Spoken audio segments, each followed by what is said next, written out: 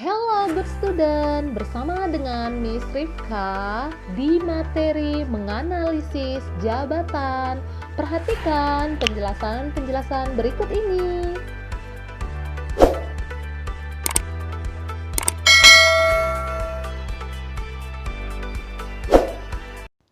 Baik, sekarang kita lihat dulu pengertian dari jabatan. Jadi jabatan itu adalah pekerjaan atau tugas dalam organisasi pemerintah maupun swasta.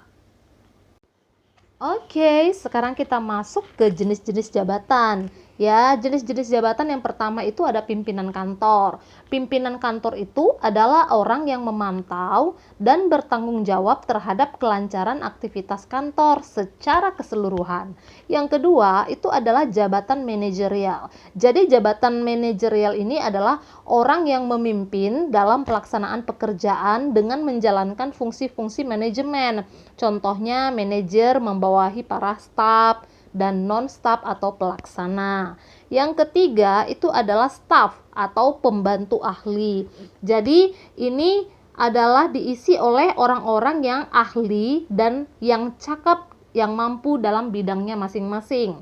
Kemudian ada yang keempat, kepala personalia atau HRD, yaitu orang yang memiliki jabatan yang bekerja di bagian khusus kepegawaian. Yang kelima itu ada kepala tata usaha ataupun kepala administrasi. Jadi ini adalah orang yang menentukan garis-garis besar kebijakan dan tujuan yang harus dijalankan oleh kantor serta memberikan pelayanan teknis dan administrasi kepada semua satuan unit kerja. Yang keenam itu adalah jabatan struktural. Jadi jabatan struktural ini secara tegas diatur dalam sebuah organisasi. Jabatan struktural ini memiliki beberapa tingkatan yang tersusun dari yang paling rendah yakni eselon 4B hingga ke paling tinggi yakni eselon 1A. Ya, contoh jabatan struktural ini dapat ditemukan pada struktur kepemimpinan pemerintahan ya, bukan di swasta. Kemudian yang ketujuh itu jabatan fungsional. Jadi jabatan struktural itu kan diatur secara tegas dalam organisasi. Jadi tidak demikian dengan jabatan fungsional, karena jabatan fungsional ini tidak tercantum dalam struktur organisasi. Jabatan ini tetap memiliki tugas pokok dan tanggung jawab yang sangat penting. Jadi berdasarkan fungsinya masing-masing. Sekarang kita masuk ke analisis jabatan atau disebut juga dengan job analysis. Jadi analisis jabatan itu adalah suatu kegiatan untuk menganalisis macam-macam pekerjaan yang harus dilakukan dan bagaimana cara mengerjakannya serta alasan pekerjaan tersebut dilaksanakan. Jadi itulah pengertian dari analisis jabatan. Baik, selanjutnya kita akan melihat cara-cara melakukan analisis jabatan. Jadi ada beberapa cara untuk melakukan analisis jabatan. Yang pertama itu adalah melakukan kajian terhadap organisasi secara keseluruhan. Jadi di sini disesuaikan dengan tiap jabatan yang ada dalam suatu organisasi. Setelah disesuaikan, maka yang kedua adalah menganalisis informasi organisasi. Jadi, misalnya bagaimana jabatan akan digunakan atau menentukan tujuan spesifik dari analisis jabatan tersebut. Langkah yang ketiga itu adalah memilih pengguna teknik-teknik analisis jabatan. Teknik-teknik tersebut digunakan untuk mengumpulkan data tentang karakteristik jabatan, perilaku disyaratkan dan karakteristik yang perlu dimiliki. Jadi syarat-syaratnya, kriterianya ditentukan di sini.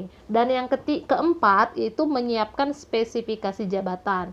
Artinya pengetahuan dan data yang dikumpul dalam langkah-langkah yang telah dilakukan sebelumnya itu digunakan sebagai dasar untuk merencanakan dan menjalankan kegiatan-kegiatan manajemen SDM lainnya ataupun mengatur sumber daya manusia lainnya. Baik, selanjutnya hasil dari analisis jabatan.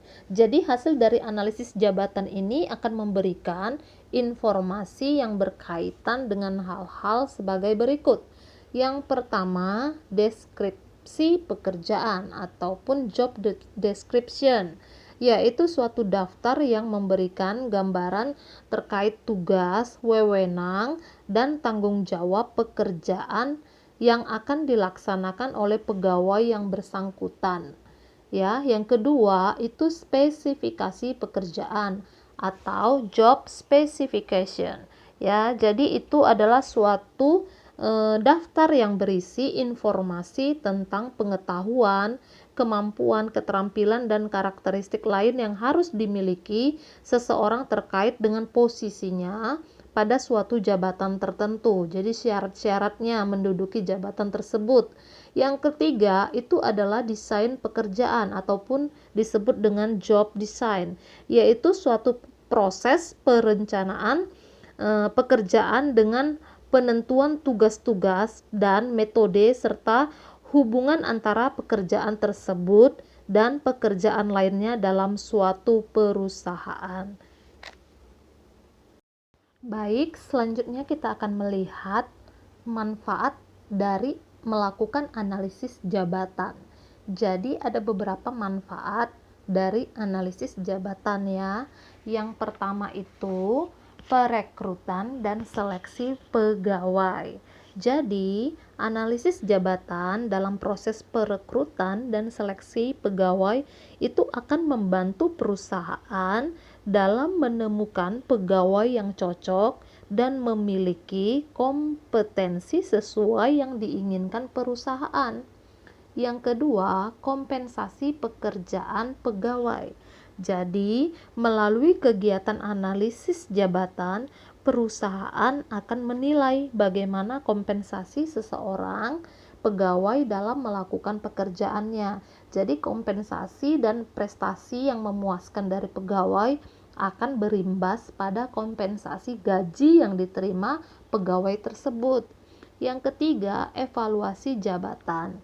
Jadi, senada dengan kompensasi gaji tadi, kegiatan analisis jabatan sekaligus menjadi ajang evaluasi yang menentukan apakah suatu jabatan di perusahaan sudah dipegang oleh orang yang tepat ataupun tidak. Yang keempat, penilaian prestasi kerja pegawai. Jadi, prestasi kerja pegawai ini dapat terlihat melalui proses analisis jabatan. Penilaian prestasi ini turut berimbas pada evaluasi jabatan dan kompensasi gaji pegawai.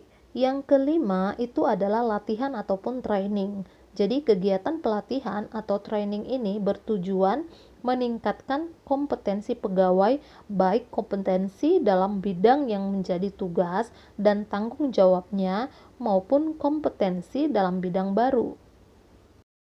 Yang keenam itu adalah promosi dan penempatan pegawai. Jadi hasil analisis jabatan berpengaruh terhadap promosi dan penempatan pegawai. Para pegawai yang dinilai berprestasi itu umumnya akan mendapatkan penghargaan berupa promosi. Sementara pegawai yang belum menunjukkan performa maksimal dapat ditempatkan pada bidang lain yang sesuai dengan kemampuannya. Jadi itu berdasarkan hasil analisis tadi. Sekarang yang ketujuh, yaitu organisasi. Hasil analisis jabatan itu dapat berpengaruh terhadap pembaruan organisasi.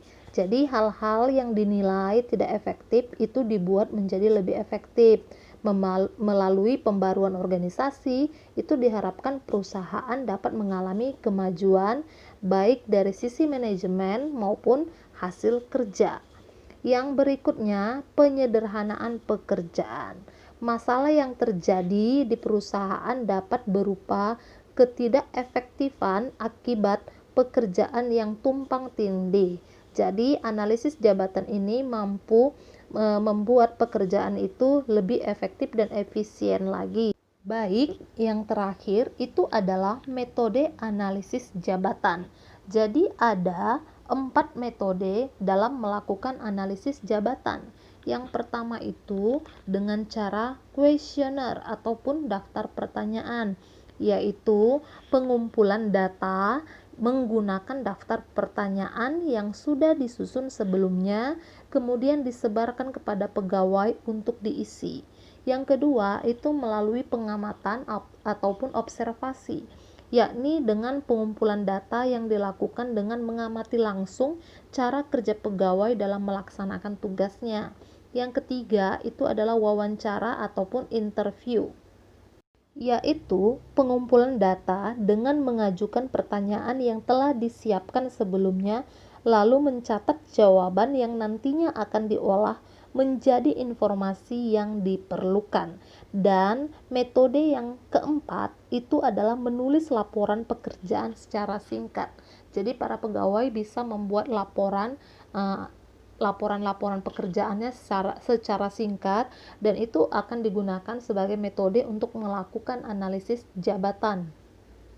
Baik, sekian dulu untuk penjelasan kali ini, dan sampai ketemu kembali di penjelasan-penjelasan berikutnya. See you.